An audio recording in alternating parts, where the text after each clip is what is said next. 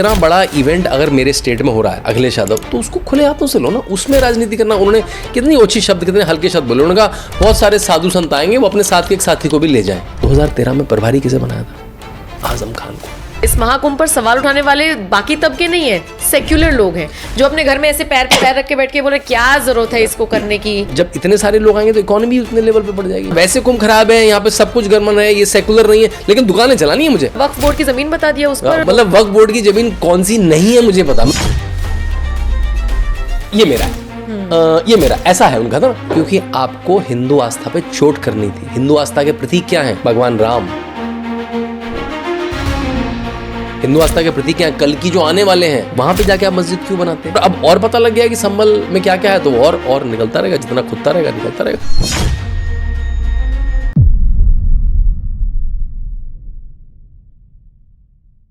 तो बचपन में हमने और आपने सुना था कि कुंभ के मेले में खो जाते हैं, और बॉलीवुड ने भी हमें यही दिखाया। और अगर आज के दौर में भी अगर आप अपने पेरेंट्स से बात करेंगे, जी महाकुंभ लग रहा है चले जाएं, तो कहेंगे नहीं नहीं कुंभ में खो जाते हैं, मत जाना, वहां तो क्या मेला ही तो लग रहा है। ये सारी चीजें बिल्कुल आम हैं।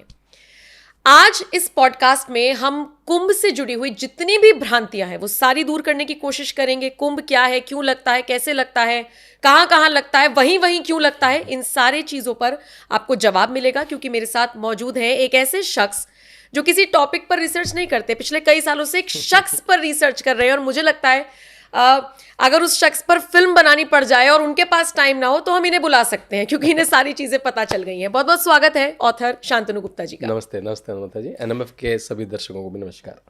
तो जिस शख्स की मैं बात कर रही थी वो तो योगी जी थे, उन पर बाद में आएंगे, उन पर बाद में चर्चा करेंगे। लेकिन आज का पूरा हम पॉडकास्ट रखेंगे कुंभ को लेकर। आपने एक किताब लिखी है जिसको आप शांतनु जी के पीछे देख भी पा रहे होंगे, master class with Yogi Adityanath on Kumbh ji. तो मुझे इसका कॉन्सेप्ट बड़ा यूनिक लगा कि छोटे छोटे बच्चे बैठे हैं और योगी जी उनको बता रहे हैं कुंभ क्या है, क्या नहीं है, कैसे है। ये किताब जब लोगों के हाथ में जाएगी तब वो पढ़ेंगे। फिलहाल मैं आपसे पहला सवाल यही पूछूंगी, कुंभ क्या है? आसान शब्दों में कुंभ क्या है, इसे कैसे समझे? जी देखिए, कुंभ का अगर शाब्दिक शब्द से शुरू करते हैं कि वर्ड, जैसे हम देखते हैं कि शब्द क्या है। कुंभ मतलब एक मटका, एक बर्तन, एक अर्दन पॉट, राइट, एक मटका, जो पानी का मटका होता है वैसा मटका। अब आपको लगेगा कि मेले में मटके मिलते हैं क्या, ना? तो ऐसा नहीं है। वो उसका कुंभ का जब पूरी पौराणिक जो कथा है कुंभ की, उससे जब हम वहाँ पहुँचेंगे कथानक, तब वहाँ पहुँचेंगे। हम सब सनातनी मानते हैं कि विष्णु जी के 10 अवतार हैं, 9 आ चुके हैं, एक संभल में कल की अवतार आएंगे। संभल जलचा में बहुत चर्चा में, उसकी अलग, उसकी किसी और दिन या इसमें अंत की तरफ। मत्स्य अवतार आए, कुर्म अवतार आए, वराह अवतार आए, नरसिंह अवतार आए, वामन अवतार आए, परशुराम, राम, कृष्ण, बुद्ध और कल्कि आएंगे। इसमें जो दूसरे अवतार हैं, कुर्म अवतार मतलब टर्टल, कछुआ, उस अवतार की कहानी है कुंभ। और आपको नमता जी देखेंगी, हमें लगता है कुंभ तो पौराणिक कथा है। अरबन आदमी, मेरा किसके जीवन संबंध है? मैं आपको पूरे अपनी बात में बताऊं कि हमारे जीवन में बहुत सारा, हम डेली बहुत सारी बातें करते हैं कुंभ से रिलेटेड, हमें पता भी नहीं है। जैसे आपने मंथन शब्द कितनी बार सुना है? आधे लिटरेचर फेस्टिवल्स का नाम मंथन होता है। आपने देखा मंथन, ये मंथन, वो मंथन आता है समुद्र मंथन से। मतलब समुद्र मंथन हुआ और बहुत सारी चीजें निकली, उसमें से रत्न निकले। अब समुद्र मंथन क्यों हुआ, कहानी क्यों आती है, वहां से कुंभ शुरू होता है। तो कुंभ की कहानी शुरू होती है एक तरह से हाथी से। एक हाथी से आपको लगेगा कि हाथी इस पूरे कुंभ के पीछे है। हाथी इस कुंभ पूरे मैं कल किसी को बता रहा था, तो अच्छा भाजपा का नहीं बसपा का कुंभ है। तो लोग मतलब ऐसे भी स्पिन देते हैं। तो देखिए हाथी की कहानी क्या है।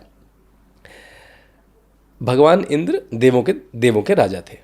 ऋषि दुर्वासा ने उनको किसी बात पे एक बार पूजा के बाद एक बहुत सुंदर माला पहनाई। उस फूलों में बहुत सुगंध थी। इंद्र जी का वाहन था ऐरावत, एक हाथी, बड़ा हाथी, ऐरावत हाथी। उन्होंने वो माला उसके ऊपर डाल दी और उस फूलों में इतनी सुगंध थी कि हाथी को वो सुगंध बहुत ज़्यादा हो गई। उसके लिए उसने अपने सूंड उठाई और नीचे फेंक दी। दुर्वासा ऋषि ने देखा कि मैंने इंद्रदेव को माला पहनाई और वो माला नीचे पड़ी। हमने तो सुना ही है, दुर्वासा ऋषि नाराज़ होते हैं तो बहुत ज़ोर से होते हैं। उनके श्रापों की तो बहुत सारी कहानी है। उन्होंने किस किस को कितने बड़े बड़े श्राप दिए। उन्होंने इंद्र को ही श्राप नहीं दिया, उन्होंने पूरे देवलोक को श्राप दे दिया कि तुम्हारी शक्ति, तुम्हारे जो वैभव है सब चला जाए। और एक एक करके होने लगा। मतलब लक्ष्मी जी चलेंगे, जो विष्णु जी की संगनी है, सबसे पहले लक्ष्मी जी चलेंगे, ऐरावत चले गए, चंद्रमा चले गए। मतलब बिल्कुल जिसे कहते हैं लुटा पुटा, बिल्कुल विहीन हो गया पूरा देवलोक। और जब ऐसा होता है तो क्या होता है, आपका शत्रु जो ताक पे रहता है, जब भी आप वीक होंगे तो कौन है, देवों का शत्रु कौन है, असुर। उन्होंने कहा अरे ये तो बिल्कुल बुरी हालत में, उन्होंने और अटैक कर दिया, तो जो बचा कुछ था वो भी खत्म हो गया। अब ये लोग भागे गए सब भगवान विष्णु के पास। और भगवान विष्णु जब भी देवलोक पे, धरती लोक पे कुछ भी बुरा होता है तो वो एक अवतार लेते हैं। तो उन्होंने क्या युक्ति सुझाई, अच्छा तुम ऐसा करो तुम लोग कि तुम क्षीर सागर का मंथन करो और उससे जो अमृत निकलेगा उसका एक बार पान करोगे आप लोग, तब आपकी सारी जो शक्तियां हैं, जो आपका वैभव है वो वापस आएगा। तो उन्होंने कहा अभी होगा कैसे, भाई क्षीर सागर का मतलब मंथन करना कोई ऐसा तो नहीं है, घर में दही तो चला नहीं रहे। सही बात है ना। तो उन्होंने कहा इसके लिए, जैसे अगर आपको याद हो, शायद जो हमारे शहरी लोग उन्होंने कम देखा होगा, जो बड़े बड़े बिलोनों में दही मिथा जाता था या घी, बिलोने वाला घी, तो पहले एक बेस चाहिए आपको बड़ा जिसमें रखा जाए, फिर आपको मथनी चाहिए, और मथनी भी हाथ से नहीं होती है, मथनी के लिए डोरी चाहिए बहुत बड़ी। राइट। तो आपको ये 3 चीज़ें चाहिए। अभी 3 चीज़ें कहाँ से आई, मथनी बनी मंदार पर्वत, कैन यू इमेजिन, मतलब मथनी एक पर्वत, इतना बड़ा पर्वत मथनी है। उसकी जो डोरी है वो कौन है, जो शिवजी जो नाग देवता को धारण करते हैं, वासुकी, वो बनी डोरी। और बेस कौन, सबसे इंपॉर्टेंट था बेस, इसको धारण कौन करेगा इसको, वो बने भगवान विष्णु। उन्होंने कुर्म अवतार लिया, वो एक वृहद टर्टल या टॉर्टेज या कछुए के फॉर्म में आए और वो उसके बेस में आया, और तब ये मंथन हुआ। अब मंथन के लिए ताकत चाहिए, इतना बड़ा मंथन करने के लिए बहुत सारे लोग चाहिए। तो विष्णु जी ने एक और युक्ति बताई है ना, थोड़ा सा असुरों को भी कोऑप्ट कर लो। अगर वो कैसे आएंगे, अगर उनको तुम्हें भी अमृत मिलेगा है, तो एक साइड वो, क्योंकि ताकत तो असुरों में थी ना, उन्होंने ताकत को गलत चीज के लिए इस्तेमाल करा, लेकिन ऐसा नहीं था उनमें ताकत नहीं थी। तो इधर से देवता और उधर से, और वो चला चला चला चला, तब जाके उसमें से रत्न निकलने शुरू हुए। जब रत्न निकले तो सबसे पहला, और ये रत्न सारे पॉजिटिव रत्न नहीं थे, इसमें से कुछ नेगेटिव रत्न भी थे। तो पहला जो रत्न निकला वो निकला हलाहल, मतलब दुनिया का सबसे डेंजरस विष, पॉइजन निकला सबसे। इतना निकला कि ऐसा लगा यार ये तो मंथन मैंने अच्छे के लिए किया था, इससे तो पूरी सृष्टि नष्ट हो जाएगी, इससे तो आकाश धरती पाताल सब नष्ट हो जाएंगे, और देवता भी पीछे हट गए, असुर भी पीछे हट गए। तो कौन आया बचाने के लिए, भगवान शिव। भगवान शिव ने उसको गप कर गए। अब गप करके लोगों ने कहा भगवान शिव का क्या होगा, तो पार्वती जी आई, जो हम कहते हैं स्त्री शक्ति है भारत में, पार्वती जी ने उनको उनके कंठ पर रुकवा दिया, इसीलिए हम भगवान शिव को नीलकंठ बोलते हैं। तो मैं कह रहा हूँ बहुत सारे शब्द आप बोलते हैं, आपको पता भी नहीं, उसकी कहानी कुंभ से आती है। पहले मैंने कुछ शब्द बताया, कुंभ बर्तन को बोलते हैं, दूसरा मैंने बताया कि मंथन, समुद्र मंथन, मंथन से चीज़ें निकलेंगी, वो अब जो रत्न निकलेंगे वो सब आपको पता है आपके जीवन में। हमको जानकारी नहीं है कि ये समुद्र मंथन और कुंभ की कहानी से, हमें बस बॉलीवुड ने सिखा दिया कुंभ में बच्चे खो जाते हैं। हाँ, है ना, लिमिटेड कर दिया हम लोग के नॉलेज को। वो भी मैं आपको बताऊंगा जब हम मैनेजमेंट पे आएंगे, वो 2017 से पहले खोते होंगे। जोगी बाबा के कुंभ में कोई बच्चा नहीं खोता है ना। जोगी बाबा का कुंभ एक बहुत वृहद कुंभ है, बहुत व्यवस्थित कुंभ है, बहुत सुरक्षित और स्वच्छ कुंभ है। उसमें बाद में आते हैं, पहले कहानी पे रहते हैं। ठीक है, तो भगवान शिव ने गले पर रोक लिया, वो तो नीलकंठ हो गए। ठीक है, तो हलाहल वाली प्रॉब्लम सॉल्व हुई, सांस में सांस आई दोनों की। तो अब जो रत्न निकलने शुरू हुए, मैं उनके बारे में आपको डिटेल में बताऊंगा। एक छोटी सी बात बताता चलूं कि यूनेस्को की ये इंटेंजिबल साइट भी है। तो यूनेस्को इस तरह की चीज़ें जो इंटेंजिबल, मतलब जो यूनेस्को या तो फिजिकल चीज़ों को कहता है कि भाई ये जो मॉन्यूमेंट है यूनेस्को की साइट है, लेकिन ये तो इंटेंजिबल है ना, इसकी तो कोई साइट नहीं है ना, वो तो कई जगह पर होता है। तो यूनेस्को की इंटेंजिबल हेरिटेज में भी ये दर्ज है, इतनी बड़ी चीज़ है कुंभ। ये मैं बीच में बताता चलूँ आपको।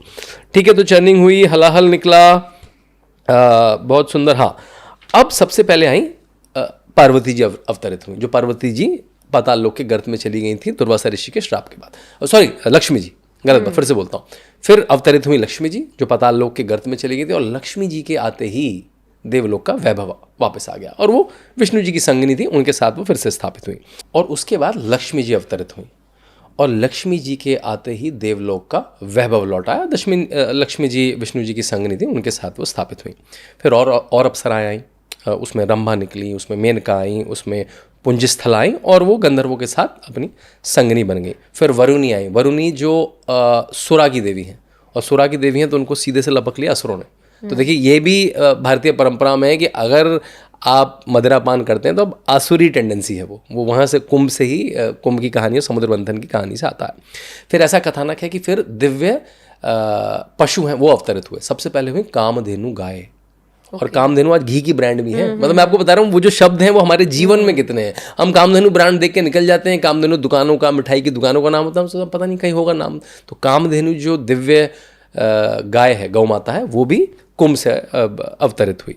मंथन के दौरान मंथन के दौरान जो अलग अलग रथ निकले उसमें से फिर वो आई। फिर ऐरावत जो चले गए थे गर्त में, वो निकल जहाँ से शुरू हुई थी सारी कहानी, वो निकले, वो भी गर्त में चले गए थे। फिर एक 7 घोड़ों वाला रथ निकला जिसको कहते हैं मैं फिर पढ़ता हूँ, जिसको कहते हैं उच्चाश्रवास। और वो 7 घोड़ों वाला रथ था, और क्योंकि इंद्र वहाँ के राजा थे देवलोक के, तो उन्होंने वो भी उन्होंने ले लिया। और फिर जो मैंने बताया था चंद्रमा, वो भी उनका भी ह्रास हो गया था। चंद्रमा की एक और कहानी भी है कि चंद्रमा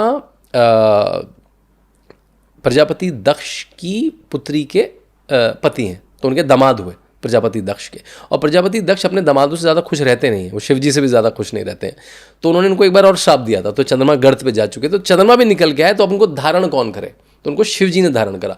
तो जो भी बहुत बीच में जो प्रॉब्लम आ रही थी, तो शिव जी उसका भी शिव जी भी मतलब उधर विष्णु जी लगे हैं, इधर शिव जी लगे, तो शिव जी ने धारण करा। तो आप शिव जी की वेशभूषा देखते हैं, उसमें 3-4 चीज़ें बड़ी इंपॉर्टेंट है, उनका नाग, उनका त्रिशूल, उनका डमरू, और साथ में देखा होगा उनका सुंदर सा जो चंद्रमा है, तो वो भी समुद्र मंथन की कहानी से निकलता है।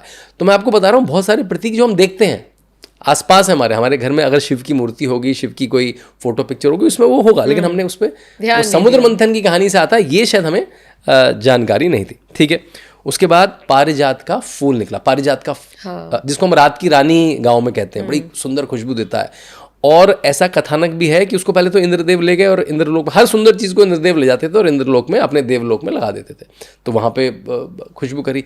बल्कि युगांतर बाद ऐसा कथानक है कि भगवान कृष्ण और भगवान इंद्र में एक तरह का द्वंद्व हुआ पारिजात फूल के लिए, और भगवान कृष्ण उसको धरती पे ले आए जब वो विष्णु अपने कृष्ण रूप में आए।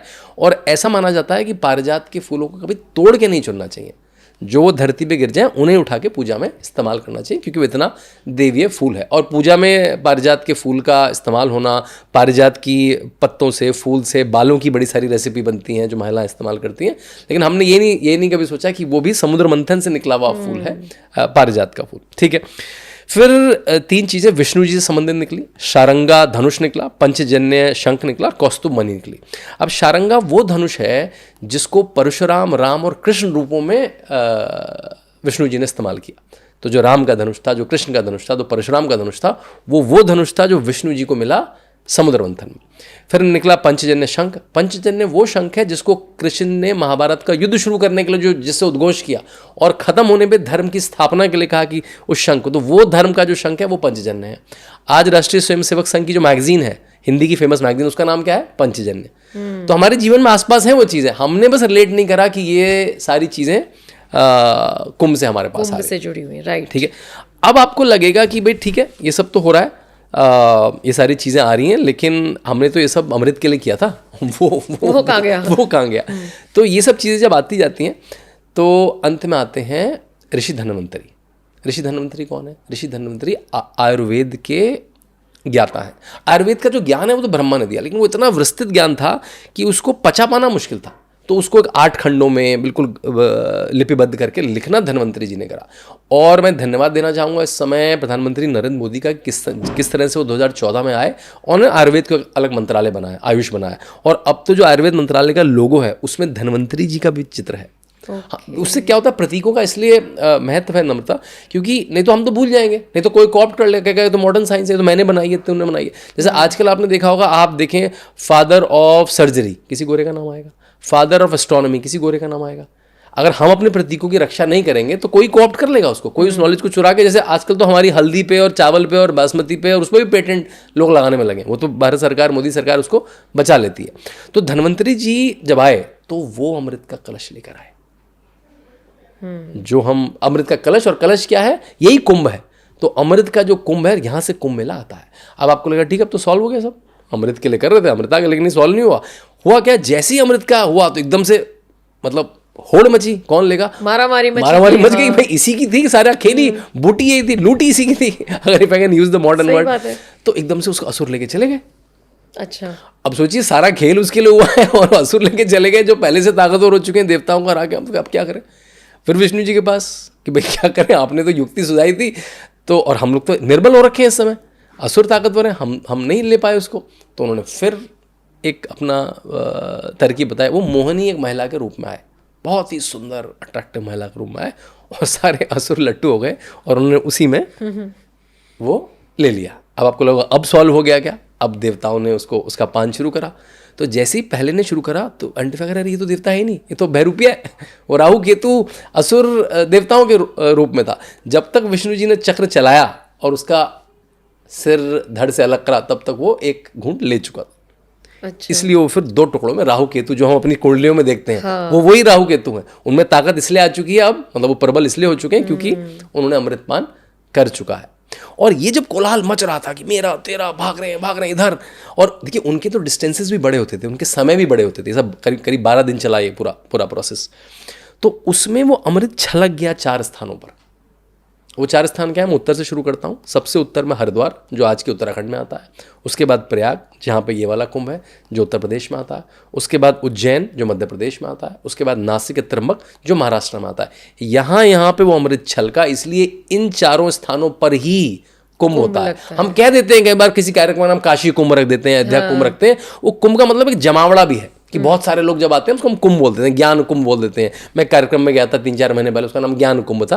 लेकिन उसका मतलब ये जो पौराणिक कुंभ की कथा है वो वाला कुंभ नहीं, ऐसे तो मतलब कुंभ विचार मंथन, ये सब शब्दावली जब भी हम विचारों का मंथन करते हैं उसके लिए आ गए। लेकिन ये 4 स्थान जो मैंने बताया आपको, हरिद्वार, प्रयागराज, उज्जैन और नासिक, इन केवल 4 स्थानों पर ही होता है। और नम्रता, ये जो अमृत है ये वहाँ की नदियों में गिरा। जब छलका तो नदियों में गिरा, वहाँ के स्थलों पे नहीं गिरा, वहाँ की नदियों में गिरा। तो प्रयाग में ये गंगा जमुना सरस्वती के संगम पे गिरा, इसलिए आपने सुना होगा संगम में स्नान का महत्व है। हरिद्वार में ये गंगा नदी में गिरा, उज्जैन में ये शिप्रा नदी में गिरा, नासिक में ये गोदावरी नदी में गिरा। इसलिए कुंभ में केवल कोई मंदिर विजिट करने की परंपरा नहीं है। कुंभ में परंपरा क्या है, शाही स्नान की। वहाँ पे अमृत स्नान है। आपको वो 6 दिन जो अलग अलग दिन, हर कुंभ में अलग अलग तरह के स्नान है, उनमें गंगा में नहाने का या उस नदी में नहाने का महत्व है।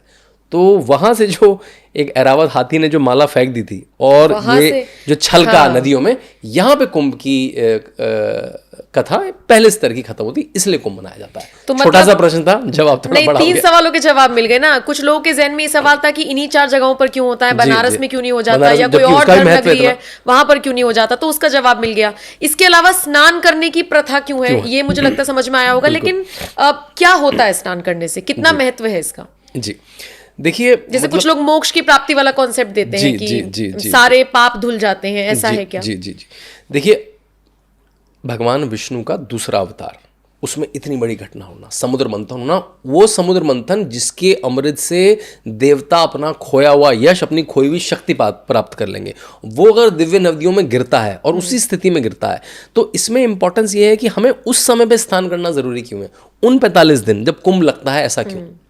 तो आपको जान के अचरज होगा, और मैं एग्जैक्ट भूल ना जाऊं इसलिए मैं अपने नोट्स भी रेफर करता रहूं। मैं पहले आता हूं ये कुंभ होता कब है और होता कब से मैं आपको स्नान की महत्ता देता हूं। मतलब वो कौन सा टाइम पीरियड है, कौन से मंथ है? बिल्कुल। तो ये बृहस्पति की एक दशा पे होता है कि बृहस्पति जब मेष राशि में लगता है और सूर्य और चंद्रमा की मकर में एक पर्टिकुलर स्थिति होती है, तब प्रयाग में कुंभ होता है। और जब बृहस्पति की सिंह में दशा होती है, उस समय उज्जैन और नासिक का कुंभ होता है। अच्छा। और उज्जैन और लियो है सिंह, तो इसलिए उज्जैन और नासिक के कुंभ को सिंहस्थ कुंभ भी कहा जाता है। आपने सुना होगा सिंहस्थ, बल्कि कुछ लोग तो सिंहस्थ ही बोलते हैं उसको, कुंभ शब्द ही नहीं लगाते, सिंहस्थ कुंभ। तो इसमें सबसे मजेदार बात मुझे, जब मैंने ये पढ़ा पहली बार, उनकी रचना करी कि 6 साल में अर्ध कुंभ होता है जिसको अब कुंभ बोलने लगे हम, 12 साल में कुंभ होता है इसको, जो पूर्ण कुंभ होता है इसको हम महाकुंभ बोलने लगे। तो जब मैंने देखा कि अभी तो मॉडर्न समय है, पेपर में ऐड आ रहा है, सोशल मीडिया में ऐड आ रहा है, टीवी में, लेकिन कुंभ की परंपरा तो सालों सालों की आ रही है। मैं आपको बताऊंगा, ऋग्वेद में इसका मेंशन है, इसका अथर्ववेद में इसका मेंशन है, पुराने प्राचीन ग्रंथों में इसका मेंशन है। तब लोग आते कैसे होंगे भाई? वेस्टर्न फिलोसोफर्स तो हमें कहते हैं कि भाई एलन लियो ने एस्ट्रोलॉजी शुरू करी, तो हमारे साधुओं को कैसे पता था कि उसी तिथि में प्रयाग पहुंचना है, इस तिथि में हरिद्वार पहुंचना है, इस तिथि में उज्जैन पहुंचना है, इस तिथि में वो पहुंचना, और वो बृहस्पति की मेष राशि में पहुंचने की एक पर्टिकुलर दशा है जो एक पर्टिकुलर मंथ में आती है। मतलब इसका मतलब क्या है कि हमारी एस्ट्रोनॉमी बहुत पुरानी और बहुत प्राचीन और बहुत प्रिसाइज है।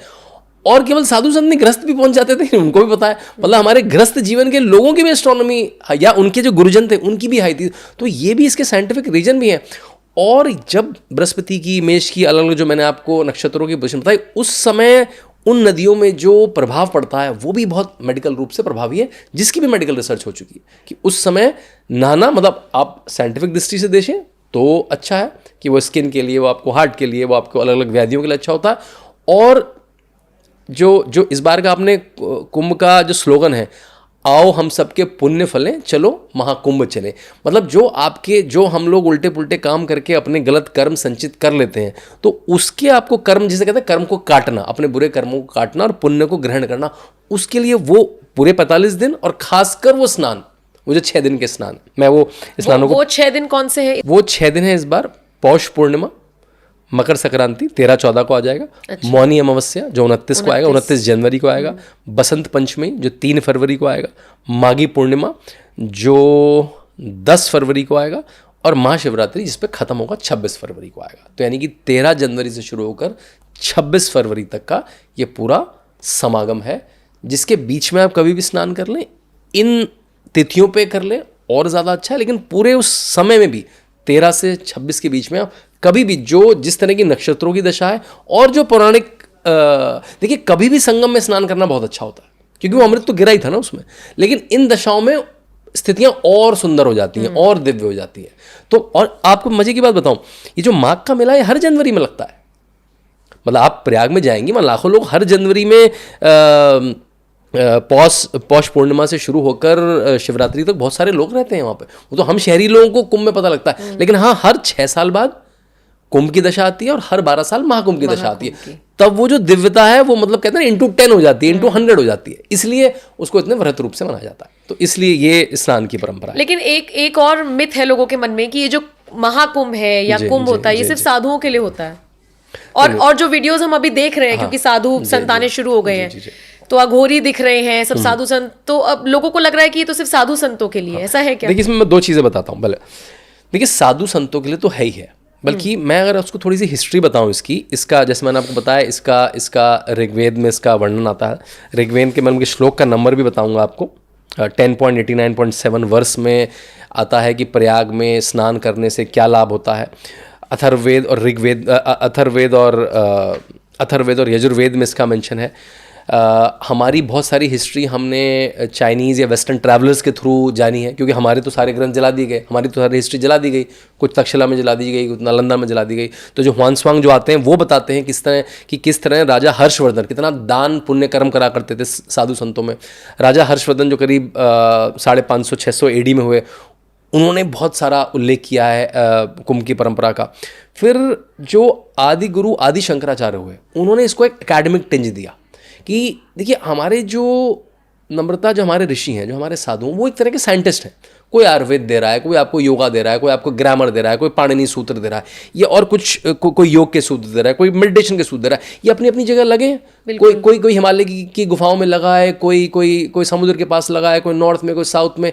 ये लोगों का एक तरह का समागम था। ये इसके पहले नैमिषारण्य में मिलते हैं, वहाँ पर शास्त्रार्थ होता था, और उससे जो अमृत निकलता था, मतलब ज्ञान का जो अमृत निकलता था, उसको लेके फाइनल कॉन्फ्रेंस जो होती थी एक तरह की, वो कुंभ में होती थी। तो कितनी सुंदर बात है। तो इसलिए वो समुद्र मंथन और मंथन का जो हम कॉन्सेप्ट कहते हैं ना, कि जितने भी इवेंट्स का नाम मंथन क्यों होता है, कि ये विचारों का मंथन है। कि जो भी आपने डिस्कवरीज करी हैं स्पिरिचुअल रेल्म पे, जो भी आपने धार्मिक, शारीरिक, जो भी उपलब्धियां हुई हैं, उनका बेस्ट प्रैक्टिस शेयरिंग का प्लेटफॉर्म था। और बेस्ट प्रैक्टिस शेयरिंग केवल आपस में नहीं होती है, आपको ग्रस्त लोगों को देनी है। जीवन तो वो चला रहे हैं, आप तो साइंटिस्ट हैं भाई। साइंटिस्ट अपनी लैब में बना के खुश नहीं हो जाता ना, वो फिर उसको भाई उसने एक तरह का जूता बनाया तो फिर वो फैक्ट्री को देके बनाता है, और हम सांसारिक लोग पहनते हैं कि भाई हमारा पैर इससे अच्छा रहेगा, इस कोट से ठंड अच्छी लगेगी, इस माइक से सुनाई अच्छा देगा। तो वो तो साइंटिफिक लेबोरेटरी बना, तो वहां पे इसलिए ग्रस्त लोग तो आएंगे, वो प्रवचन सुनने कौन आएगा। और ग्रस्त में भी 2 तरह के लोग हैं। एक तो श्रद्धालु हैं जो आए स्नान करके चले गए, एक ऐसे लोग हैं उनको कल्पवासी कहते हैं, जो 40-45 दिन वहीं रहते हैं। और बिल्कुल 21 ऋषि दत्तात्रेय ने बताया भी, वो 21 बहुत कड़े व्रतों का पालन करते हैं। और ऐसा माना जाता है कि अगर आपने कल्पवास किया और वो 40 दिन और 21 व्रतों के साथ रहे आप, तो उसको कहा जाता है कि वो 100 साल व्रत रखने के बराबर है। मतलब व्रत से जो पुण्य मिलेगा, 100 साल जो निर्जल व्रत रखेगा, 100 साल निर्जल व्रत रखना एक तरह से नामुमकिन जैसा है, लेकिन उसका जो प्रभाव होगा उसके जैसा है 45 दिन किसी भी कुंभ में, वो 21 दिन की। मैं अगर आप मुझे 2 मिनट का समय दें, बिल्कुल। तो मैं आपको 21 जो एक तरह से नियम है वो पढ़ के भी बताना चाहता हूँ। बड़े सादे नियम है, मतलब सुनने में नहीं है, आपको सच बोलना है। सुनने में बड़ा आसान लगता है, लेकिन हम छोटा मोटा कुछ, कोई कहता है लेट क्यों रहे हैं, ट्रैफिक में फंस गया, जबकि कोई ट्रैफिक नहीं है ना, क्योंकि हम निकले ही घर से लेट थे। तो आपको बिल्कुल 100% सच बोलना है। आपको किसी तरह की हिंसा नहीं करनी है, किसी भी तरह की हिंसा नहीं करनी है। आपको अपनी इंद्रियों पे, हर तरह की इंद्रियों पे वश रखना है। खाना उतना खाना है जितना खाना है, ऐसा नहीं कि अरे 4 रसगुल्ले और खा लूँ, तो बिल्कुल आपको नियमित रहना है। आपको जितने भी जंतु हैं, पशु पक्षी हैं, जितने भी लोग हैं, उन पे दया का भाव रखना है। आपको अगर शादीशुदा में है तो उन 45 दिन ब्रह्मचर्य का अनुसरण करना है। आपको हर तरह की आदत, नशा, कोई भी नशा आपके जीवन में है, चाय तक का भी, अगर नशा है तो आप ऐसे पी रहे हैं, ठंड में पी लिया एक बार तो ठीक है, लेकिन नशे के रूप में हर तरह का एडिक्शन आपको छोड़ देना है। आपको ब्रह्म मुहूर्त में ही उठना है डेली, इन 45 दिन। ऐसा नहीं कि एक दिन उठ गए, वो उस तरह का जीवन जीना। आपको 3 बार नदी में स्नान करना है, फिर आपको 3 पूजाएं करनी है। आपको सुबह की, आपको मध्यम की, सायकाल की पूजा करनी है। आपको पितरों का पिंडदान फिर करना, चाहे आप कर चुके हो अपने समय में, लेकिन इस समय में पितरों का पिंडदान वैसे भी कुंभ में बहुत अच्छा माना जाता है, क्योंकि स्थितियां बहुत, नक्षत्रों की स्थितियां बहुत सुंदर है। ठीक है, ये हो गया। फिर आपको दान धर्म करना है, जो मैंने आपको वहाँ से भी बताया कि राजा हर्षवर्धन दान धर्म किया करते थे, खासकर कुंभ में आके। तो राजा हर्षवर्धन भी किया करते थे, लेकिन हमें भी करना है, अपनी जितनी भी क्षमता है उसके हिसाब से दान पुण्य करना। फिर आपको अपना जप करना है वहाँ पे। आपको वहाँ पे अलग अलग जो मठ है उनके सत्संग सुनने, अलग अलग क्या क्या अखाड़े आते हैं मैं आपको बताऊंगा। 3 तरह के क्या क्या अखाड़े आते हैं, करीब 13-14 अखाड़े हैं, उनका वर्णन दूंगा, लेकिन उनके अलग अलग जाके आपको सत्संग सुनने। फिर आपको ये जो मेला एरिया है पूरा, इसके बाहर नहीं जाना है कि थोड़ा प्रयाग में जाके चला जाऊं, थोड़ा यहाँ घुमाऊं, थोड़ा वहाँ घुमाऊं, ये नहीं। आपको जो मेला क्षेत्र है उसके बाहर नहीं रखना। आपको सबकी प्रशंसा करनी है, मतलब वो चुगली की जो हैबिट होती है, वो खराब, ये खराब। आपको जो भी अच्छा कर रहा है सबकी प्रशंसा करनी है। आपको संतों की जा के सेवा करनी है, जिस भी कैपेसिटी में आप संतों की सेवा कर सकें करनी है। आपको वहाँ पे जो भी बड़े अनुष्ठान हो रहे हों, हवन हो रहे हों, उसमें पार्टिसिपेट करना है। आपको दिन में केवल एक ही बार खाना खाना है। आपको भूमि पे सोना है, ठंड होती है इस समय, खासकर जो प्रयाग वाला कुंभ, सारे कुंभ जनवरी फरवरी में नहीं होते। हाँ, कुछ मार्च में होते हैं, कुछ अप्रैल में होते हैं, अलग अलग जगह। और जो अभी वाला है वो तो नहीं, प्रयाग वाला इसी में होता है। प्रयाग वाला हर समय जानते, क्योंकि प्रयाग माघ मंथ में होता है, चाहे उसका अर्ध कुंभ हो, पूर्ण कुंभ हो, महाकुंभ हो, वो ये जनवरी फरवरी में हो। लेकिन मैं बता रहा हूँ हरिद्वार का, नासिक का, वो आपके मार्च से सितंबर के बीच में होता है, अलग अलग महीने। दो व्रत और बचे हैं। आपको भूमि पे शयन करना है, आपको आँख सेकनी, चलो वो तो अच्छा ही है, ठंड कम लगेगी यहाँ पे, और आपको देव पूजन करना है नियमित रूप से। तो ये 21 कठोर व्रत सुनने में आसान लग सकते हैं, लेकिन आपको 45 दिन रोज प्रतिदिन करना है। ये ब्रह्म मुहूर्त के उठ के एक बार भोजन लेके ये सब करना। तो इन 21 दिन का ये 40-45 दिन अगर आपने कल्पवास किया, तो ये जैसे मैंने बताया 100 दिन निर्जल उपवास के बराबर आपको पुण्य की प्राप्ति होती है। 45 दिन कोई अमूमन ये सब चीजें कर ले तो धरती पे देवता ही बन जाएगा फिर। ठीक है, तो सारी चीजें अच्छी होने लग जाएंगी, अपने घर में बैठ के कर ले, और क्या, ये तो बहुत अच्छी चीजें हैं। तो ये मतलब ऐसे सुनने में ऐसे बहुत ऐसा नहीं बड़ी अतरंगी सी चीज़ है, कोई ऐसा भी नहीं है, सारी करने योग्य चीज़ें हैं। ऐसे नहीं कि बड़ा कि आपको कोई एक टांग पे खड़ा हो जाना, ऐसी कोई मतलब बड़ी ना करने योग्य चीज़ें नहीं है। लेकिन इसकी भी व्यवस्था, और आपको कल्पवासी दिखेंगे। और आपको नंबर क्या है, आपको लगा कितने लोग कल्पवास करते हैं, सोचिए एक बार गेस करिए आप कितने लोग कल्पवास करते होंगे। पिछली बार 10 लाख लोगों ने कहा था, इस बार 20 लाख लोग एक्सपेक्टेड है। तो ये छोटी संख्या नहीं है। और मुझे लगता है जब ऐसा 10 लाख व्यक्ति अपने अपने घर जाएगा तो 10 लोगों को और पॉजिटिवली प्रभावित करेगा। हमारे गुरुजी कहते हैं कि, हमारे गुरुजी जिनसे मैंने अपना मेडिटेशन सीखा है, कि आप मेडिटेशन करते हो तो पूरा घर की वाइब्रेशन चेंज होती है। आपके बच्चे का, आपकी पत्नी का, आपके पिता जो भी घर में रह रहा है उसका भी कल्याण होता है, केवल एक आदमी के घर में पूजा पाठ करने से।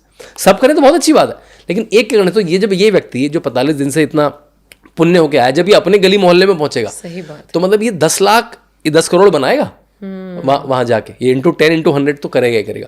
तो ये कुंभ का प्रभाव, मतलब एक तरह से पूरे देश की जो नेशनल कॉन्शियसनेस है वो ऊपर हो जाती है इसके बाद, कुंभ के बाद। तो ये छोटी प्रणाली नहीं है, इतने सारे लोग जाते हैं, इतने साधु संत जाते हैं, उनके अनुष्ठान होते हैं, ये अपने अपने वापस जगह जाते हैं, इतने सारे गृहस्थ जाते हैं जो केवल मैं कल्पवास वाले नहीं कह रहा हूँ, जो स्नान भी करने जाते हैं। मतलब आपको पता है पिछली बार 2019 के कुंभ में 25 करोड़ लोग आए गए, एक दिन में नहीं, मतलब पूरे 45 दिन में। एक दिन का सबसे हाईएस्ट नंबर 4-4.5 करोड़ था, जो मौनी अमावस्या के दिन होता है। इस बार वो संख्या डबल होने का अनुमान है, 40 से 50 करोड़ लोग। मतलब भारत की जनसंख्या का नम्रता 1/3 लोग वहां पहुंच जाएंगे। तो मतलब एक तरह से, और ये लोग जब पहुंच जाएंगे तो इनके पास, इनके घर में 3-4 लोग तो हैं सबके। मतलब ये लोग पूरे भारत को एक तरह से, मैं अगर शब्द कर दूं, एक तरह से शुद्धिकरण होगा। भारत का बार शुद्धिकरण होगा। कभी प्रयाग कुंभ में होगा, कभी हरिद्वार कुंभ में होगा, कभी उज्जैन कुंभ में होगा, कभी नासिक कुंभ में होगा, कभी त्र्यंबक कुंभ में होगा। तो इसलिए ये बहुत इंपॉर्टेंट है। और देखिए, हजारों सालों पहले जब कोई व्यवस्था नहीं थी, कोई फ्लाइट नहीं थी, कोई ट्रेन नहीं थी, कोई योगी बाबा ने, तब भी लोग आते थे ना, श्रद्धालु भी जाते थे। आज अगर आप नहीं जा रहे हैं तो आपसे बड़ा आलसी कोई नहीं है। आज तो योगी बाबा ने आपको फ्लाइट भी दे दी है, आपको योगी बाबा ने आपको ये ट्रेनें दे दी हैं। मतलब सेंट्रल गवर्नमेंट ने, मोदी जी की सरकार ने सेंट्रल ट्रेन दे दी हैं, बड़े बड़े एक्सप्रेस वे बना दिए हैं। दिल्ली से चलेंगे तो 8 घंटे में आप प्रयाग पहुंच जाएंगे। आसपास जा सकते हैं, अगर आपको नहीं मिल रही है आप काशी की फ्लाइट ले लीजिए, वहाँ से 4 घंटे, आप अयोध्या की फ्लाइट ले लीजिए, वहाँ से 3 घंटे, आप लखनऊ की फ्लाइट ले लीजिए, वहाँ से 4 घंटे, आप दिल्ली की फ्लाइट ले लीजिए, वहाँ से 8 घंटे। मतलब इतनी व्यवस्था है कि आपके पास बहाना नहीं है यार ये नहीं मिला वो नहीं मिला। तो बहुत सारी व्यवस्थाएं हैं वहाँ पे, 1.5-2 लाख टेंट लगे हैं वहाँ पे, संतों के कम से कम 10,000 कैंप लगे हैं। मतलब जूना अखाड़ा एक कैंप हुआ, परमार्थ निकेतन एक कैंप, ऐसे स्वयंसेवी संस्थाओं के कोई आंखों का इलाज करता है वो सब भी लगा के रखते हैं वहाँ पे। तो ऐसे 10,000 सरकार तो फैसिलिटी सरकार फैसिलिटेट करती है। तो इतने सब व्यवस्था के बाद आप नहीं जा पाएंगे तो मतलब फिर तो वो बहाना ही हुआ। ऐसा है। अच्छा, ये तो बहुत टाइम से चला आ रहा है। जी जी जी। उस टाइम पर भी जो इन्वेडर्स हुआ करते थे, क्या उन्होंने अपनी विचारधारा को प्रभावित करने की कोशिश नहीं की? ये सवाल मेरे जहन में इसलिए आया क्योंकि अभी जिस तरीके से कुंभ हो रहा है उसको लेकर आतंकी या खालिस्तानी आतंकी मुझे कहना चाहिए, पन्नू धमकी दे रहा है। ये धमकियां मिल रही हैं कि हम ये कर देंगे वो कर देंगे, तो कुंभ पर भी खतरा मंडरा रहा है। हालांकि सुरक्षा एजेंसी अलर्ट है। तो मैं तो पौराणिक दौर में जाना चाहूंगी, उस वक्त पर इस विचारधारा को चाहे क्रिश्चियंस हो चाहे मुस्लिम हो फैलाने की कोशिश नहीं की गई। देखिए, अभी योगी आदित्यनाथ में भी इंटरव्यू में कुछ ऐसे ही शब्द कहे, धरती में हर समय से देवता और असुर तो रह ही रहे। आज वो किसी और फॉर्म में, आज के असुर शायद अखिलेश यादव हो या राहुल गांधी हो। मैं इसलिए नहीं कह रहा हूँ कि वो अपोजिशन में है, वो इसलिए कह रहा हूँ उनकी बातें ऐसी हैं। अभी मतलब इतना बड़ा इवेंट अगर मेरे स्टेट में हो रहा है अखिलेश यादव, तो उसको खुले हाथों से लो ना, उसमें राजनीति करना। उन्होंने कितनी ओछी शब्द, कितने हल्के शब्द बोले। उन्होंने कहा बहुत सारे साधु संत आएंगे, वो अपने साथ के एक साथी को भी ले जाएं। मतलब क्या मतलब था, योगी आदित्यनाथ को भी ले जाएं यहाँ से। मतलब उनका डर भी दिखा रहा है कि मेरी राजनीति तो इसके सामने चलने वाली नहीं है। यही शब्द मिला आपको कहने के लिए केवल। आप भी स्वागत करिए, आपके समय में कुंभ हुआ था। आपको बताऊं, इस समय प्रभारी जो प्रभारी मंत्री हैं वो स्वतंत्र देव सिंह है, लेकिन योगी आदित्यनाथ फ्रंट से लीड कर रहे हैं। बिल्कुल। 2013 में प्रभारी किसे बनाया था? आजम खान को। मतलब इससे बड़ा चिढ़ाने वाला एक्ट हो सकता है कि सनातनियों का जो सबसे बड़ा जमावड़ा है, जो यूनेस्को मान चुका है, जो पूरे दुनिया का सबसे बड़ा जमावड़ा है, उसके लिए प्रभारी, मतलब आपके 200 एमएलए थे, आपके पास 60 मंत्री थे, आपको कौन मिला प्रभारी बनाने के लिए? आजम खान। ये चिढ़ाने की प्रथा नहीं है क्या? आपको और कोई व्यक्ति नहीं मिला बनाने के लिए? और आज योगी आदित्यनाथ जो नाथ परंपरा के पीठ हैं, जो आदिनाथ शिवा की परंपरा के मठाधीश आज के, वो खुद फ्रंट से लीड कर रहे हैं। कल के फोटो देखिए कितने मार में गए वो एक एक कैंप में जाके, उनको पता है कि एक बार शुरू हो जाएगा तो सब व्यवस्था हो जाएगी। एक एक कैंप में जाके, अवधेशानंद जी कैंप लाके, सारे छोटे बड़े सब में कैंप में जाके, किसी में खाना खा रहे हैं, किसी में नमस्ते कर रहे हैं, हर साधु से मिल रहे हैं व्यक्ति। और उनके लिए तो बड़ा नेचुरल है, क्योंकि वो 22 साल से उन्होंने संन्यास ले लिया था, वो तो अपने गुरु जी के साथ जाते ही थे। उनके लिए तो बड़ा नेचुरल है, मतलब उनकी लाइफ का नेचुरल एक्सटेंशन है। बल्कि उनके लिए तो राजनीति और गवर्नेंस एक्वायर्ड स्किल है। हाँ। ये तो उनकी नेचुरल स्किल है। अब उसमें गवर्नेंस का पुट भी आ गया, वो भी योगी आदित्यनाथ लेवल की गवर्नेंस, कि मतलब वहाँ पे आकाश से लेकर पानी के अंदर के ड्रोन चल रहे हैं, सबमरीन चल रही हैं, कि कुछ भी व्यवस्था हो पाए। तो आपने बिल्कुल ठीक है, पौराणिक काल में क्या होता था, जब इतना बड़ा जमावड़ा देखा, चाहे इस्लामिक रूलर्स ने देखा, चाहे क्रिश्चियन रूलर्स ने देखा, तो उनको लगा ये तो मतलब आपका ना ड्रूल, आपको तो लाल टपके, इतने सारे लोग आ गए, अब इनका मैं क्या करूँ? तो भाई अकबर ने उसमें कुछ आईने अकबरी और इस जगह को प्लेस ऑफ अल्लाह डिक्लेयर कर दिया, और उसका नाम अल्लाहबाद हो गया। इसका शाब्दिक अर्थ है प्लेस ऑफ अल्लाह। वो तो गनीमत योगी आदित्यनाथ जी आए और उन्होंने उसके अपने पुराने नाम पे स्थापित कर दिया। मतलब उस जगह पे जाके जो हिंदुओं की, सनातनियों की सबसे बड़ी जगह है, उसका नाम इलाहाबाद करना, मतलब तो ये कौन सी नई बात है? अब देखिए ना, वक्फ बोर्ड की जमीन बता दिया, उस पर कुंभ लग रहा है। वक्फ बोर्ड की, मतलब कहां से आ गया वक्फ? मतलब वक्फ बोर्ड की जमीन कौन सी नहीं है मुझे पता, मतलब आपका ऑफिस वक्फ बोर्ड का नहीं है इसकी भी कोई गारंटी नहीं है। मतलब वो किसी को भी कहते हैं, वो तो ऐसा ना ये मेरा है, ये मेरा, ऐसा है उनका था ना। तो ठीक है, वो तो एक अलग डिबेट है, और उसको उत्तर प्रदेश में योगी जी और सेंटर में मोदी जी सॉल्व कर रहे हैं। वक्फ पे अभी अमेंडमेंट आने ही वाला है। तो अकबर ने इसको, अकबर औरंगजेब सब ने इसको खराब करने की कोशिश करी। जो क्रिश्चियन मिशनरी आए उनका ये तो बहुत बड़ा है, इसमें तो पैसा कमाना जाए। उन्होंने पिलग्रिमेज टैक्स लगा दिया, हर पिलग्रिम जो आएगा उस पर टैक्स, जितनी दुकानें लगेंगी उस पर टैक्स। तो प्रयागवाल्स होते थे पहले, एक शब्द था प्रयागवाल, अब थोड़ा कम इस्तेमाल होता है। मतलब जो प्रयाग के साधु संत हैं, जो प्रयाग के पंडित हैं, उन्होंने रिवोल्ट कर दिया, क्योंकि उनके लिए आमदनी का भी जरिया था और उनके लिए एक तरह से एक भव्यता भी थी। भाई वो होस्ट हुए ना वहाँ के, वो प्रयाग के होस्ट हुए, तब जाके वो अगले कुंभ में हटा और सारी भीड़ खत्म हो गई। जैसे इतना टैक्स लगा देंगे तो कहाँ गरीब आदमी आ पाएगा। और कई बार तो इतना टैक्स लगा दिया कि जितनी इनकम नहीं होती उससे ज़्यादा टैक्स लगा दिया। वो जो हम कहते हैं दुगना लगान लूंगा, जो हम लगान पिक्चर से देख रहे हैं, तो ये भी हुआ। फिर क्रिश्चियन मिशनरियों के बहुत सारे ऐसे उदाहरण आते हैं कि उन्होंने जब भीड़ देखी तो उनको तो लालायत हुए, उन्होंने बाइबल बांटे वहाँ पे, वो भी दिखा। फिर उसका रिवोल्ट हुआ बहुत सारा, काफ़ी मतलब लड़ाइयाँ हुई उसमें।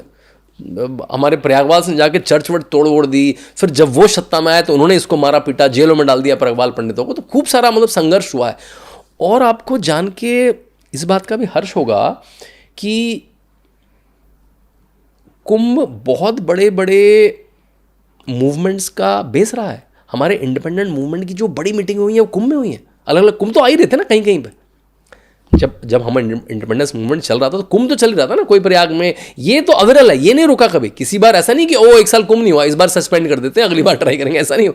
कुंभ छोटा बड़ा हो सकता है, कोई अखाड़ा नहीं आया वो अलग बात है, वैसे अखाड़े तो सभी आए होंगे वो, लेकिन कुंभ हुआ ही हुआ।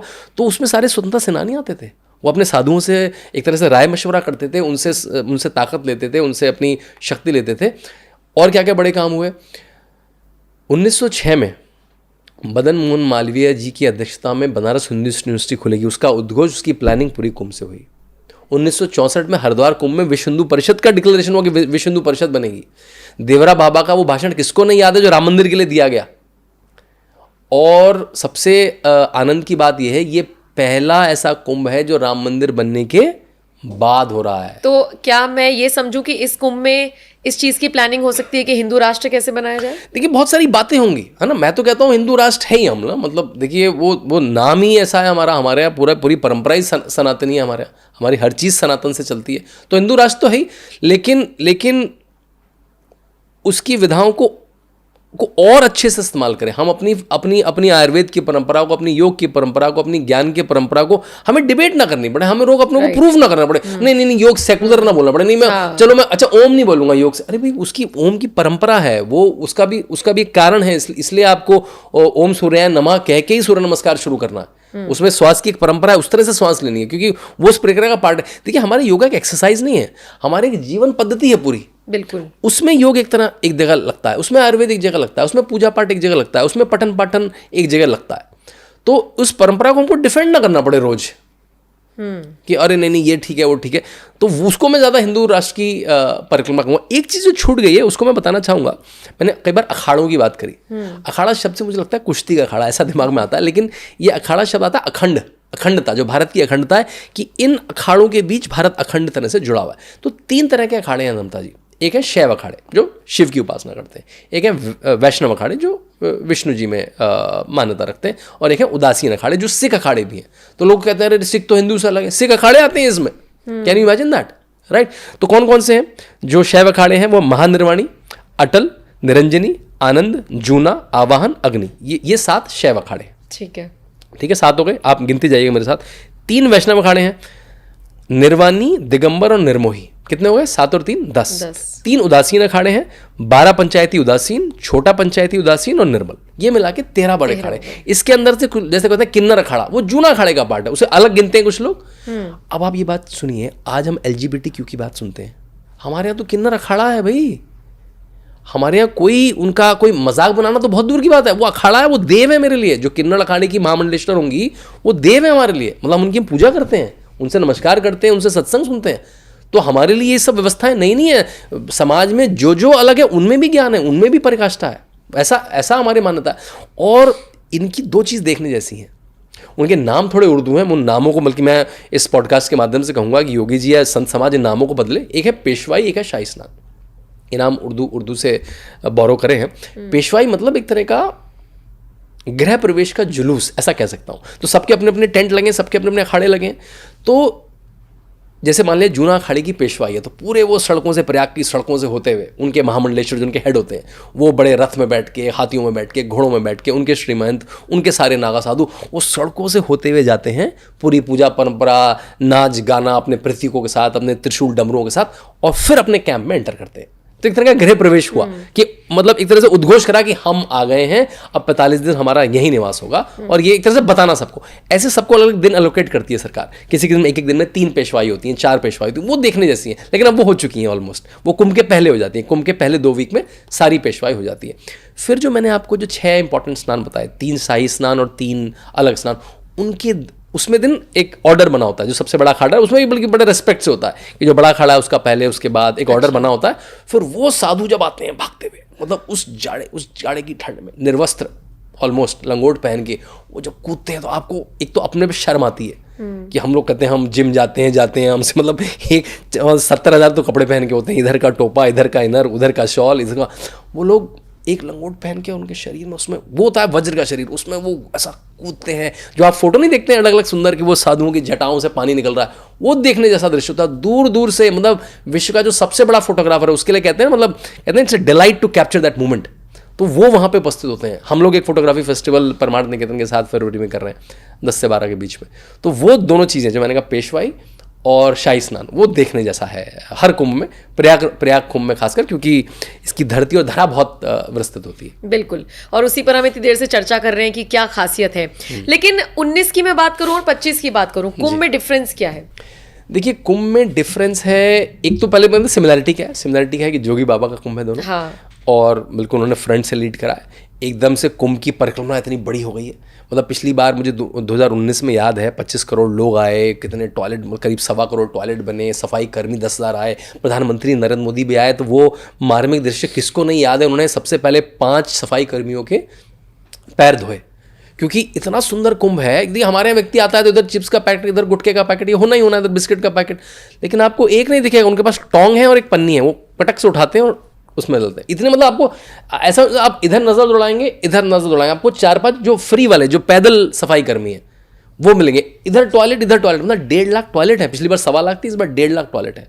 कपड़े बदलने के स्थान स्त्रियों के लिए, मतलब आपको लगेगा इतनी व्यवस्थित चीज़ है। मतलब कि इस पे हार्वर्ड से लेकर लंदन स्कूल ऑफ इकोनॉमिक्स से लेकर IIM बैंगलोर से लेकर इस बार IIT कानपुर, उन्होंने रिसर्च करी कि मतलब हाईटेक है कुंभ, हाईटेक से लेकर मैनेजमेंट, इतने प्रोसेस, इतने लोग आते हैं और चले जाते हैं। मतलब मानिए नम्रता जी, जिस प्रयाग की जनसंख्या 60-70 लाख है उसमें 50 करोड़ लोग आके चले जाएंगे, आप सोच सकते हैं। और एट अ टाइम, मतलब एक पर्टिकुलर दिन में 1-1.5 करोड़ लोग होते हैं वहां पे। जिस जिले की पॉपुलेशन 60-70 लाख है। और आपको जान के मतलब एक तरह से हर्ष भी होगा और सरप्राइज भी होगा कि कुंभ मेला सिटी इसको बोला, उसका अपना डीएम, उसका अपना एसपी होता है, उसको एक तरह से डिस्ट्रिक्ट मान लिया जाता है उस समय के लिए। तो विजय किरण आनंद उसके अलग से मेला प्रभारी है, उनको डीएम भी कहा जाता है। और हाँ, योगी आदित्यनाथ ने बिल्कुल चुन के अपने जो ऑफिसर हैं, जो बेस्ट ऑफिसर हैं, उसको कुंभ में दिया। तो 2019 से क्या है, अब ये मेला क्षेत्र करीब 3200 हेक्टेयर था, इस बार 4000 हेक्टेयर हो गया।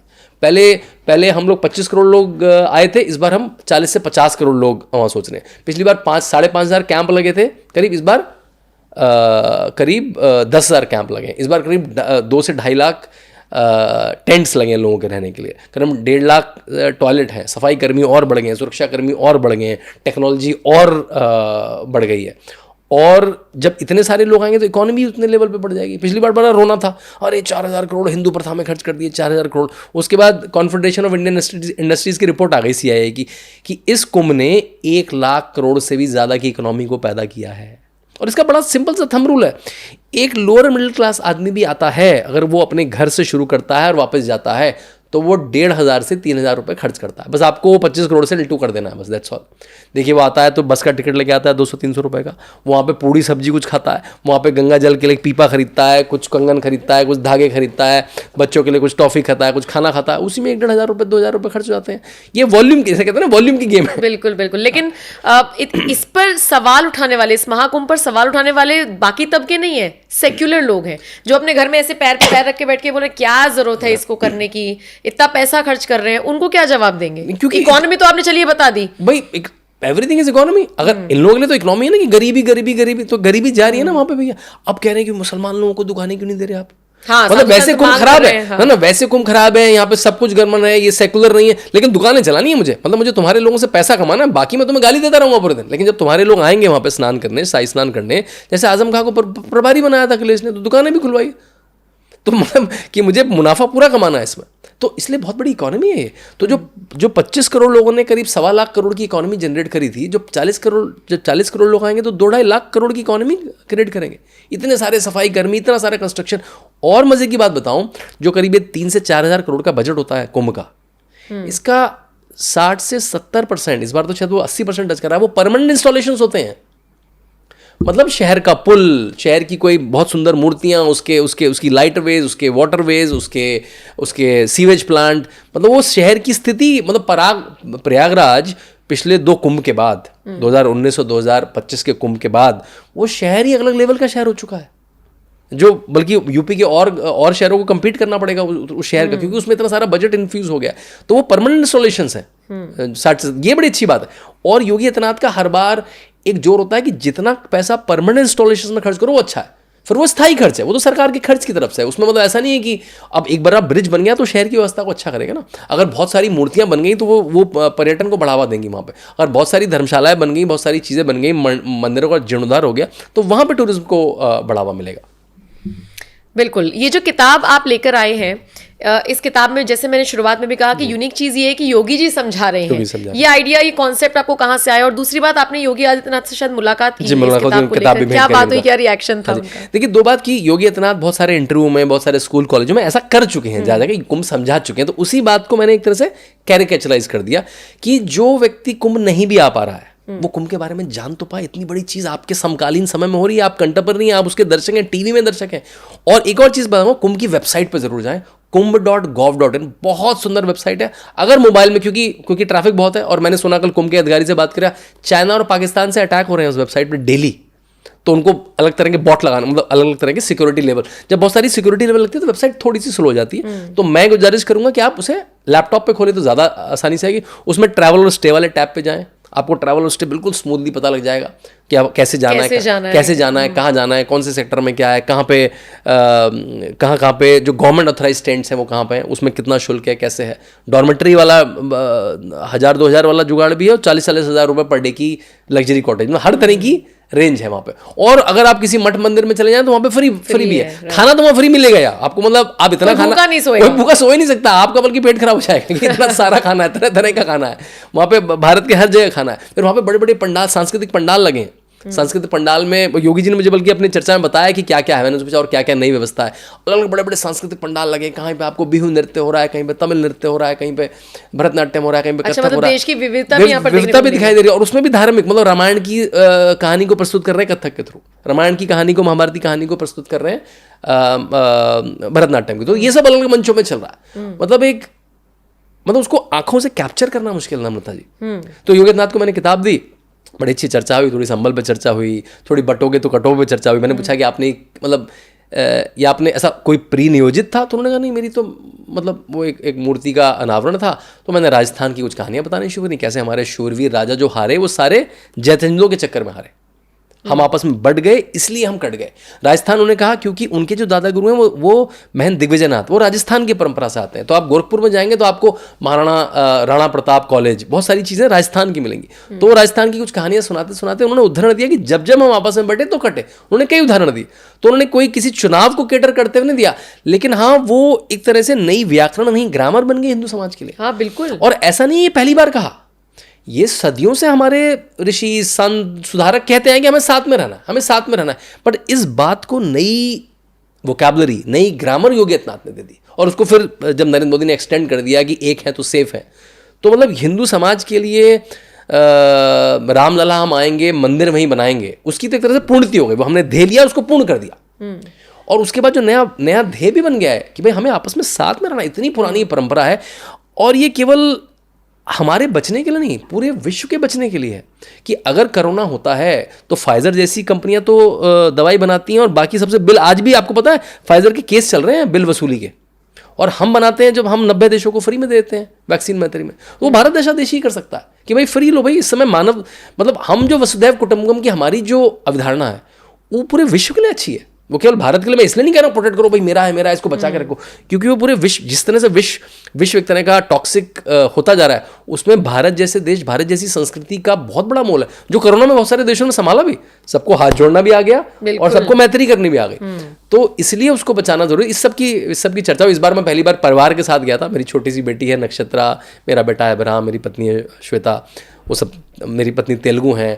तो उनसे पूछा, आपको हिंदी आती है क्या? बच्चों के लिए उन्होंने मिठाई के डब्बे, चॉकलेट के डब्बे बना के रखे थे। उनको पता था पहले से मेरे 2 बालक हैं, 2 बच्चे हैं मेरे। मैंने तो कुछ नहीं बताया, मैंने तो परिवार के साथ समय मांगा था, समय मिल गया। बड़ी सारी मीटिंग थी, उसके बीच में उन्होंने मुझे 20 मिनट दिए।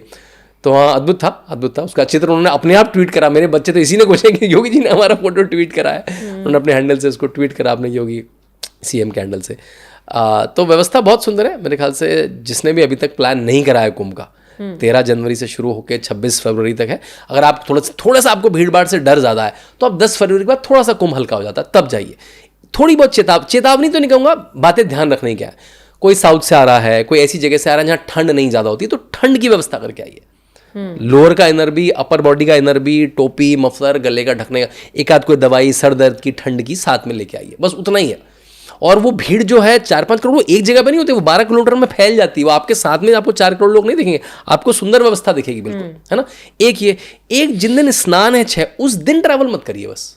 उसके 1 दिन 2 दिन पहले ट्रैवल कर लीजिए। उस दिन थोड़े से ट्रैफिक के रिस्ट्रिक्शन होते हैं, तो उसमें भी दिक्कत कुछ नहीं होगी, आपको शायद 4 किलोमीटर चलना पड़ जाए। तो आपके साथ अगर ऐसे लोग हैं जिनको चलने में दिक्कत है, तो उसके 1 दिन 2 दिन पहले ट्रैवल कर लीजिए, और उस दिन उसको वॉच करिए। उस दिन सुबह 4 बजे 5 बजे उठ के जहाँ पे नागा साधु स्नान करते हैं उसके थोड़े दूर पे जाके खड़े हो जाइए, और बिल्कुल चुपचाप बैठ के उसको देखिए वहाँ पे किस तरह से वो जो कौतूहल, वो जो उत्साह है नागा साधुओं का स्नान करने का, वो देखिए। तो बस उस दिन ट्रैवल मत करिए, अगर आप अवॉइड कर सकें तो थोड़ी सी मुश्किल होगी। और जितना पहले ट्रैवल का प्लान कर लें, आपको थोड़ा सस्ता भी पड़ेगा, क्योंकि फ्लाइट के दाम, ट्रेन के दाम तो सेम रहते हैं, आपको मिल भी जाएगी, व्यवस्था मिलती जाएगी। मेरा ये सबसे और एक छोटी सी बात, जो दूर से आ रहे हैं, प्रयाग से मैंने पहले बताया, प्रयाग से काशी का डिस्टेंस 3 घंटे का, प्रयाग से अयोध्या का डिस्टेंस 4 घंटे का, तो आपके पास पूरा सर्किट है।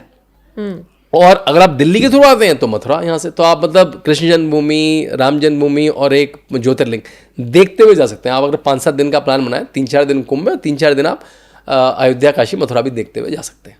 मैंने पूरा उत्तर प्रदेश टूरिज्म का एडवर्टीजमेंट भी कर दिया। बिल्कुल, नहीं, मुझे लगता है कि एक पॉडकास्ट में सारी चीजें कंप्लीट होनी चाहिए ना, कि लोग कैसे जाएं, कहाँ जाएं, वेबसाइट क्यों, इनफैक्ट वेबसाइट अगर थोड़ा बहुत हैंग करे तो क्यों कर रही है, वो सब आपने बता दिया। एक छोटी सी बात, उस वेबसाइट जब खोलेंगे तो राइट में एक चैटबॉट है, वो इतना सुंदर अद्भुत चैटबॉट है, वो IMIT के लड़कों ने बनाया, समग्र की टीम ने बनाया, और वो 13 भाषाओं में है।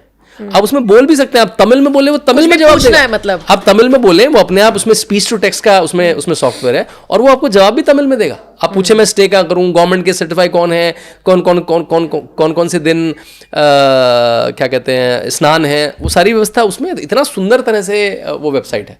तो उसको देखिए, किसी दिन बंद हो तो 1-2 घंटे बाद देख लीजिए, क्योंकि बहुत सारे लोग अटैक कर रहे हैं उस पर, बहुत सारे लोग लोड पे भी हैं। लेकिन आइए जरूर, कुंभ में जरूर आइए, कोई बहाना मत बनाइए।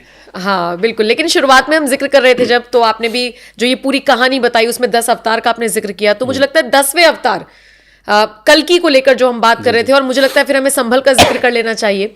जाते जाते बस इसी पे थोड़ा सा आपकी राय लेना चाहूंगी। संभल में जो शाही जामा मस्जिद है उसका सर्वे हुआ और उसके बाद बवाल हुआ, वो हम सब ने देखा। अब सोशल मीडिया पर लोग कह रहे हैं कि अगर चुपचाप उसका सर्वे होने देते तो पूरे संभल को लेकर जो चीजें हो रही हैं उससे आप बच जाते। मतलब मीम्स लोग वायरल कर रहे हैं, तंज कस रहे हैं, लेकिन बात तो सही है कि शंखनाद हो गया। अब तो संभल को तीर्थ स्थली बनाने की बातचीत चल रही है, तो आप इसे कैसे देख रहे हैं? योगी आदित्यनाथ का वो इंटरव्यू आपने देखा ही होगा हाल ही में, इस्लामीकरण जैसे शब्दों का उन्होंने इस्तेमाल किया है। बिल्कुल, देखिए हिंदू समाज मुखर होता जा रहा है और उसको मुखर होना भी चाहिए, वो कोई मतलब कोई गलत नहीं बोल रहा है, झूठ नहीं बोल रहा है। संभल हमारे लिए इंपॉर्टेंट क्यों है? जब बाबर आए तो उन्होंने 3 बड़ी मस्जिदें कौन सी बनाई? पानीपत की मस्जिद बनाई सबसे पहले, क्योंकि पानीपत से लड़के वो घुसे। उसके बाद वहाँ से इतना दूर अयोध्या, वहाँ से इतना दूर संभल, वहाँ पे मुस्लिम जमावड़ा नहीं था, क्योंकि आपको हिंदू आस्था पे चोट करनी थी। हिंदू आस्था के प्रतीक क्या हैं? भगवान राम। हिंदू आस्था के प्रतीक क्या हैं? कल की जो आने वाले हैं। वहां पे जाके आप मस्जिद क्यों बनाते हैं? वहीं पे जाके क्यों बनाते हैं? मतलब सारी जो मस्जिद है वो मंदिरों के सट के क्यों बनती हैं, और कोई जगह नहीं मिलती। आप मुस्लिम जमावड़े में बनाए, इसलिए हमारे लिए वो बहुत इंपॉर्टेंट जगह है। चाहे आप इंग्लिश अकाउंट देख लें, इंग्लिश स्कॉलर्स के अकाउंट देख लें, आप चाहे वेद पुराण देख लें, उसमें संभल का जिक्र है, मतलब कोई नई बात नहीं कह रहे हैं। और चाहे आप आयने अकबरी, मासरे आलमगीरी देख लें, उसमें लिखा है कि कैसे आप मस्जिद बनाएं और हरिहर मंदिर के टुकड़ों से आप मंदिर बनाएं, और उसके जो पत्थर ईंट है वो उसकी सीढ़ियों में लगाएं। वो लिखा है हमारे टेक्स्ट में नहीं, वो पर्शियन फारसी टेक्स्ट में लिखा है, तो वो इंपॉर्टेंट है, उसमें कोई दिक्कत नहीं है। उसमें 1978 में जो बड़ा नरसंहार हुआ, जिसका असेंबली के फ्लोर पे योगी आदित्यनाथ ने बताया कैसे हिंदू 184 लोग निर्ममता से मार दिए गए। उसमें एक बताया कैसे उसके हाथ काटे गए, उसके पैर काटे गए, उसका गला काटा गया। तो उस केस को भी दोबारा खोलने की बात जिससे न्याय हो। और वहाँ पे बहुत सारा अतिक्रमण हो रखा है नम्रता जी, उस अतिक्रमण को जो रोकने चले, वो मतलब मंदिर का सर्वे, तो 2 चीजें हैं यहाँ पे, लोग कंफ्यूज कर रहे हैं उसमें। हाँ। और वो मजे की बात है कि जो मस्जिद कमेटी है ना, उसका कोई लोकस डंडा ही नहीं है वहाँ पे। वो तो ना लेने में ना देने में, जो कोर्ट केस में वो नहीं जा रहे हैं, वो तो जमात वाले जा रहे हैं। वो जा भी नहीं सकते। क्यों नहीं जा सकते? वो तो इलीगल कब्जा करके बैठे हैं उस पर। उसको एएसआई का कब्जा दिया हुआ है, वो एएसआई प्रोटेक्टेड मॉन्यूमेंट है। अगर एएसआई प्रोटेक्टेड मॉन्यूमेंट कोई है, उसमें अगर चाहे हिंदुओं को प्रेयर करनी हो चाहे मुसलमानों को प्रेयर करनी हो, उनको एएसआई से पहले परमिशन लेनी पड़ेगी। उनके पास ऐसी कोई परमिशन नहीं है, वो तो किसी ने ध्यान नहीं दिया। तो वहां पे 2 केस हैं। पहले तो एएसआई को कब्जा वापस हो, फिर कब्जा वापस होगा तो पूजा किस तरह की होगी, उसके लिए सर्वे हुआ। पहला सर्वे हो गया, दूसरा सर्वे हो गया, तीसरे सर्वे में, मतलब पहले 2 सर्वे में क्या दिक्कत, तब क्यों आपने पत्थरबाजी नहीं? तब तक आप संगठित हुए, आपने सोचा रही तो ज़्यादा सर्वे हो रहा, आप संगठित हुए। आपके घर में पत्थर कैसे आते हैं? आपके घर में अभी 3000 पत्थर रखे हैं क्या? अगर लड़ाई हो जाए आपके घर में, इतने सारे पत्थर कैसे रखे हैं आपके घर में? आपके घर में पेट्रोल बम बन के कैसे रखे हैं?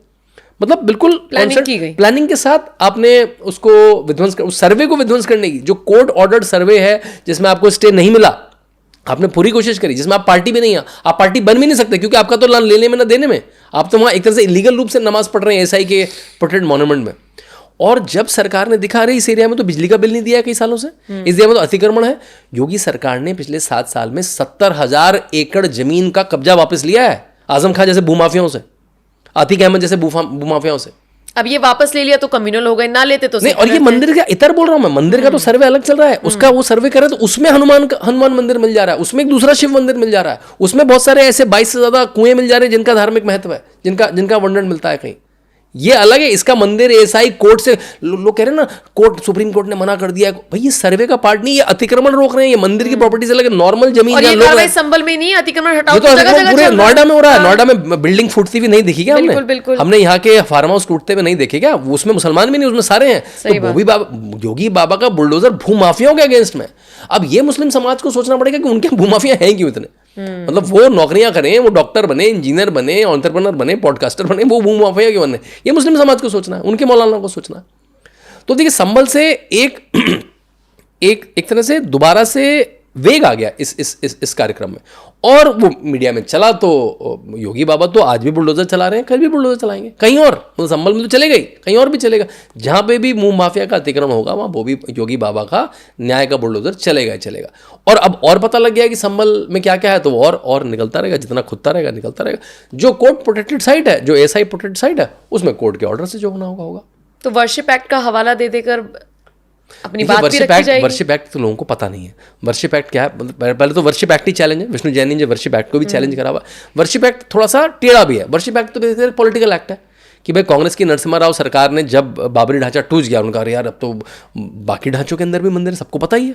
आप किताबें पढ़ लीजिए, Hindu temples what happened to them, उसमें पूरा 30,000 मंदिरों का डिस्क्रिप्शन है कि किस मंदिर को कैसे तोड़ा, और उसमें पर्शियन और फारसी कोटेशंस है, हिंदू कोटेशंस नहीं है। वो लोग बता रहे हैं कि हाँ औरंगजेब खुद बता रहा है, बाबर खुद बता रहे हैं, अकबर खुद बता रहे हैं, प्राउड मोमेंट था, वो तो बता रहे हैं, वो तो उनकी विजय की पताका है, वो तो बता रहे हैं, मतलब मुझे बताने की जरूरत नहीं है। तो उन्होंने कहा अब क्या करेंगे, तो सारे चले जाएंगे, चलो प्लेस ऑफ वर्शिप से ढक दो। तो उन्होंने क्या कहा, अयोध्या को छोड़ के बाकी जो रिलीजियस नेचर है किसी भी रिलीजियस मॉन्यूमेंट की, वो चेंज नहीं होगी। अयोध्या तो हो चुका है, उसको तो आप नहीं कर सकते। तो एक तरह का कि अगर मैंने आपका घर हथिया लिया है तो आप कोर्ट में नहीं जा सकते। ऑलमोस्ट यही तो कहा उन्होंने कि 1947 से पहले अगर मेरे बाप दादाओं ने मार पीट के आपके बाप दादाओं का घर हत्या लिया तो आप कोर्ट में नहीं जा सकते। मतलब हिंदुओं को कोर्ट से जाने से भी रोक दिया। मतलब ऐसा नहीं कि मैं कोई भीड़ से उसको ले लूंगा, कोर्ट से जाने से भी रोक दिया। अरे कोर्ट से कैसे जा सकते हैं? इसमें से बहुत, और ये 1947 से पहले वाला जो स्ट्रक्चर 1947 के बाद बने हैं उसमें places of worship act apply नहीं होता है। मथुरा का केस तो बिल्कुल ऐसा है, उसकी सारी चीज़ें विष्णु जैन को बुला के पूछिए, वो तो सब 1947 के बाद का है। लेकिन उन्होंने बोलना शुरू कर दिया प्लेसेस ऑफ वर्शिप एक्ट, बोलो कंफ्यूज हो जाएंगे बहुत सारे लोग। और दूसरा उसमें कैविट भी है, एक्सेप्शन भी है, जो भी एसआई प्रोटेक्टेड मॉन्यूमेंट है जिनका आर्कियोलॉजिकल सिग्निफिकेंस है उसमें भी प्लेसेस ऑफ वर्शिप एक्ट लागू नहीं होता है। तो इसमें भी नहीं होता, इसमें लागू नहीं होगा। तभी तो कह रहा हूँ ये है ही नहीं। ये तो देखिए झूठ बोलते रहो बहुत जोर जोर से, जिनको नहीं पता है, ना समझे लोगों को नहीं है। अच्छा आप लोग इस तरह के गंभीर विषयों पे पॉडकास्ट कर रहे हैं, आप कुंभ के गंभीर विषयों में पॉडकास्ट कर रहे हैं, तो वही चलेगा, कुंभ में मेले में खो जाते हैं लोग। प्लेसेस ऑफ वर्शिप एक्ट संबल पे लगता नहीं, वो तो एसआई प्रोटेक्टेड मॉन्यूमेंट है, उसमें लगता ही नहीं है प्लेसेस ऑफ वर्शिप एक्ट। और वो बात है, प्लेसेस ऑफ वर्शिप एक्ट भी चैलेंज है, वो जिस दिन हटेगा तो वो तो बाकी भी खुल जाएगा। ये है। अच्छा, एक लास्ट सवाल, ये वैसे तो हमने बहुत सारे टॉपिक्स पर डिस्कस कर लिया है, लेकिन कोई ऐसी भ्रांति जो कुंभ को लेकर लोगों के मन में और वो आप दूर करना चाहें? देखिए इस तरह की भ्रांतियां हैं कि भाई कुंभ तो बहुत बड़ा जमावड़ा है, आप उसमें खो जाएंगे, साधु सारे सुल्फा पीते रहते हैं। वो क्या 4 साधु को सुल्फा पीते हुए देख लेंगे, वही फोटो कुंभ की। भाई कुंभ में एक से ज्ञानी साधु आता है, एक से वेद का परंगत आता है, संस्कृत का परंगत आता है, पुराणों का परंगत आता है, महाभारत रामायण का परंगत आता है, उनसे सीखने जैसा है। अब तो बहुत सुंदर है, बहुत सारे जो लोकल एंटरप्रेन्योर्स हैं उन्होंने पता क्या शुरू करा है कि 1,500 रुपये में आपको नागा साधुओं के कैंप दिखाएंगे, हम आपको अखाड़ा वॉक कराएंगे, हम आपको मंदिर वॉक कराएंगे। बहुत अच्छी बात है, वहाँ के जो लोकल लड़के हैं जो जानते हैं वो 1-2 हज़ार रुपये में ये एंटरप्रेन्योर बन रहे हैं। तो ये करें वहाँ पर जाके। बल्कि कुंभ बहुत सारा कॉमर्स भी, आप वहाँ कुछ कर, वहाँ पर 40 दिन रह गए तो आप कुछ धन लक्ष्मी माता की कृपा भी रहेगी आप पर, क्योंकि इतने सारे लोग आ रहे हैं, आप उनकी कुछ भी सेवा कर दें। अगर आपके पास धन धान्य है तो फ्री में सेवा करें, बहुत अच्छा पुण्य मिलेगा। अगर नहीं है तो आप कम शुल्क में उनकी सेवा करें।